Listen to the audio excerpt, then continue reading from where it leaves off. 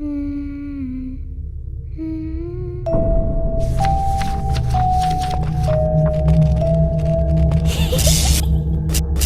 behind you. Halo sahabat Lavender, dimanapun kalian berada, baik pagi, siang, sore, malam menonton sesi hari ini. Jumpa lagi bersama saya, Kak Wim Wicaksono, di program Halloween di channel Lavender. Nah, mungkin saya akan sedikit mereview sedikit ya terkait SNBP itu apa sih? Nah, SNBP itu salah satu jalur masuk PTN. Nah, SNBP sendiri itu kepanjangan dari Seleksi Nasional Berdasarkan Prestasi, atau dulu namanya SNMPTN. Mungkin di era Bapak Ibu kalian namanya semacam jalur prestasi lah gitu, atau PMDK gitu. Itu istilah jadul banget. Nah, di saat ini istilahnya bernama SNBP. Nah, disinilah gerbang pertama teman-teman kalau ingin lulus ke PTN lewat jalur ini, jalur SNBP ini. Tapi harus ada yang perlu diperhatikan oleh teman-teman sekalian. Apa aja? Nah, ini kita akan bahas nih di sesi hari ini. Stay with me. Don't you run away. Please stay. Stay with me. Kalau teman-teman ketahui, SNBP, Seleksi Nasional Berdasarkan Prestasi ini, itu ada dua faktor utama. Nah, ini perlu saya luruskan nih. Banyak orang tua, atau mungkin kalian yang bisa jadi nanti tahun ini akan mendapatkan kesempatan di jalur SNBP, mungkin sering mendengar isu atau berita bahwa cukup mengandalkan nilai rapot saja, dan cukup mengandalkan nilai rapot yang bagus-bagus saja. Enggak juga. Nah, di episode sebelumnya saya sedikit ngasih info bahwa enggak hanya nilai rapot, ada dua faktor, yaitu faktor individu alias peserta itu sendiri, yang kedua itu faktor sekolah. Oke. Pertama, kita bahas yang pertama dulu, faktor individu alias si peserta itu sendiri. Nah, memang betul nilai rapot ini bagian dari penentu kelulusan di jalur SNBP. Nah, pertanyaannya, apakah semua nilai dimasukkan dalam ketentuan SNBP ini? Belum tentu juga. Nah, karena kalau di SNBP, tidak semua harus diperhatikan untuk goal ke jurusan yang kalian inginkan. Di episode sebelumnya saya sudah mengulik, dari sini saya coba memperkuat lagi, mempertegas kembali, bahwa nilai rapot yang diperhatikan itu adalah mata pelajaran tertentu yang berhubungan dengan jurusan yang kalian inginkan. Kalau di episode sebelumnya, saya ambil contoh itu Fakultas Kedokteran atau jurusan kedokteran. Yang diperhatikan adalah mata pelajaran biologi, kimia, dan matematika, baik matematika wajib ataupun matematika kepeminatan. Kak, kalau saya dari IPS, contoh pengen ambil jurusan ilmu ekonomi atau manajemen atau akuntansi, berarti yang harus diperhatikan yang sudah pasti adalah matematika, bahasa Inggris, dan mata pelajaran ekonomi itu sendiri. Oke. Nah, di sini kalian harus cek nih nilai rapot kalian. Untuk pelajaran-pelajaran tersebut yang berhubungan dengan target jurusan kalian, nilainya gimana? Dari semester 1 sampai dengan semester 5. PTN besar, saya ambil contoh, UI, UNPAD, UGM, ITB, ITS, dan UNAIR, itu lebih menyukai yang status nilainya seperti pesawat take off. Nah, itu peluangnya makin besar. Pertanyaan kedua muncul, berapa Kak rata-ratanya? Kalau kalian mengincar jurusan favorit, saya ambil contoh kayak tadi kedokteran, hubungan internasional, manajemen, atau teknik industri di IPA, nah itu diusahakan nilai rapotnya rata-rata untuk 3 pelajaran tadi atau pelajaran yang berhubungan dengan jurusan kalian itu harus di atas 9. Kalau kalian pengen masuk jurusan favorit di PTN besar. Kak, kalau ternyata Kak, saya pengen ngincer PTN yang biasa aja. Nah, itu masih ada peluang kalau nilai kalian di bawah 9, tapi harus di atas 8,5 gitu. Kalau masih di bawah nilai tersebut, alias di range 8 sampai 8,5, upayakan jangan memilih jurusan yang favorit atau PTN-PTN besar. Kalau kalian untuk bisa menjaga peluang lulus di jalur SNBP ini. Nah, itu faktor yang pertama, nilai rapot. Kedua, faktor individu yang kedua adalah nilai selain nilai rapot. Apa tuh Kak? Yaitu sertifikat. Bisa di sini sertifikat yang berhubungan dengan akademik, sampai contoh OSN, O2SN, atau perlombaan-perlombaan mata pelajaran yang diselenggarakan oleh Kemendikbud atau panitia yang diakui oleh Kemendikbud, lalu kalian ikut di kejuaraan tersebut atau kompetisi tersebut, minimal sampai tingkat provinsi dan juara, baik juara 1 ataupun runner up, itu ada peluang. Bayangkan, sampai tingkat provinsi aja, juara tingkat provinsi atau runner up tingkat provinsi, itu ada peluang. Apalagi kalian sampai tingkat nasional dan juara tingkat nasional.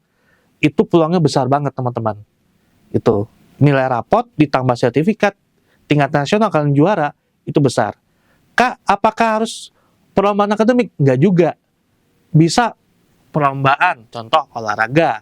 Misalnya kalian mewakili sekolah atau individu, ikut juara basket tingkat nasional atau futsal tingkat nasional, atau yang sifatnya perorangan kayak bulu tangkis, taekwondo gitu kan, pingpong gitu kan, atau atletik. Yang penting sampai tingkat nasional dan kalian juara, dan ada sertifikatnya, ada dokumentasinya.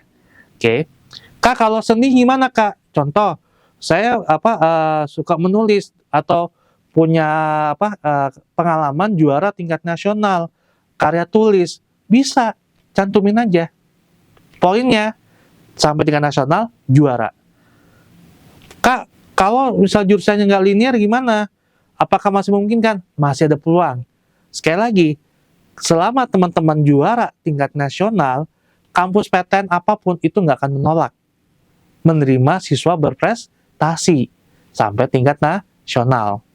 Bahkan ada beberapa kampus tertentu, saya ambil contoh IPB, UB, itu menambahi sertifikat kepengurusan OSIS sebagai ketua OSIS atau sertifikat Hafiz Quran.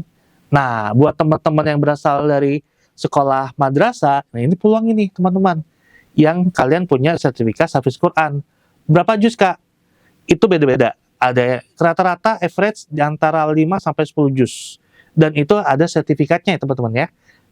Makanya nanti kalau teman-teman ada peluang lewat jalur Hafiz, minta ke pihak sekolah atau penyelenggara lomba sertifikat kalau dinyatakan kalian Hafiz Quran atau dinyatakan kalian pernah menjadi ketua OSIS. Oke. Nah, dua unsur ini adalah faktor individu kalian untuk bisa lulus di jalur SNBP. Apakah 100% lulus Kak? Belum tentu. Ada faktor yang kedua. Apa itu? Faktor sekolah. Yang dimana faktor sekolah itu ada beberapa poin. Yang pertama, itu adalah faktor alumni. Di episode sebelumnya, itu saya sempat membahas sedikit, bahwa faktor alumni ini bagian unsur penentu kelulusan. Contoh, kalian pengen punya niat, dapat kesempatan di SNBP, punya niat pengen kuliah di jurusan misalnya ilmu hukum UGM misal. Kamu tanya dulu ke pihak sekolah, ada nggak alumni 2 tahun terakhir yang masuk ke jurusan ilmu hukum kampus UGM lewat jalur SNBP. Kalau ada kabar baik, oh ternyata pernah ada info dari pihak sekolah, itu bisa menjaga peluang kalian untuk lulus di jurusan tersebut, di kampus tersebut. Pertanyaannya muncul, Kak, misalnya belum ada alumni nih di sekolah saya, dengan di jurusan yang saya inginkan, di PTN yang saya inginkan. Lalu gimana? Berarti kamu wajib meningkatkan kapasitas individu kamu, mulai dari nilai rapot ataupun dari tadi sertifikat. Kak, kalau nggak ada sertifikat atau saya jarang ikut lomba gimana? Ya berarti tingkatin lagi nilai rapot kamu supaya itu menjadi peluang gitu untuk lulus di jalur SNBP. Itu faktor pertama dari faktor indeks sekolah.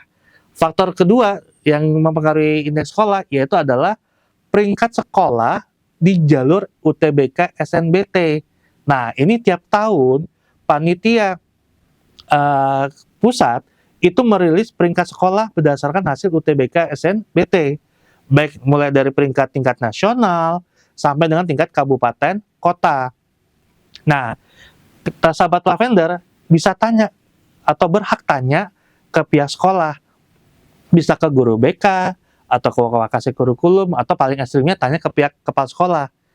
Pak, Bu, kemarin peringkat sekolah kita di jalur UTBK SNBP itu peringkat keberapa? Baik tingkat nasional, provinsi, sampai kota kabupaten. Semakin bagus posisi teman-teman, contoh, kalian berada posisinya di daerah Jawa Barat. Kak, saya pengen ngincer ITB sama IPB Bogor, ITB Bandung sama IPB Bogor. Nah, cek dulu nih peringkat sekolah kalian di level provinsi. Kalau kalian berasal dari sekolah di kota Bogor, cek lagi peringkat sekolah kalian di kota Bogor.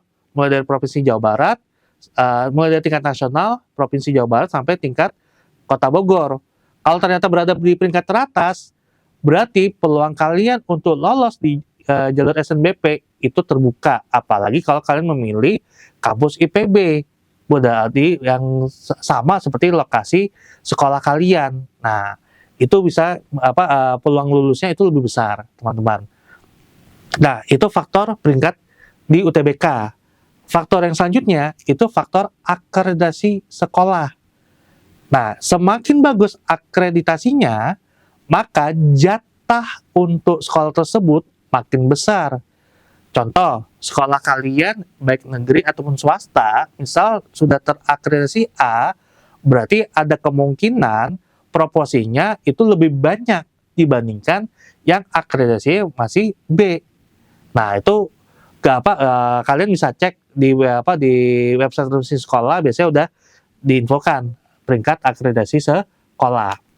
Lalu apalagi Kak? Kita review lagi ya. Pertama, alumni, kedua peringkat sekolah di UTBK, baik itu tingkat provinsi, kota kabupaten, sampai tertingginya itu tingkat nasional, terus akreditasi sekolah, dan yang terakhir, yang poin keempat, itu adalah indeks sekolah. Nah, ini yang jadi PR besar nih buat sahabat Lavender. Kenapa? Karena nggak semua PTN itu menginfokan indeks sekolah kepada pihak sekolah.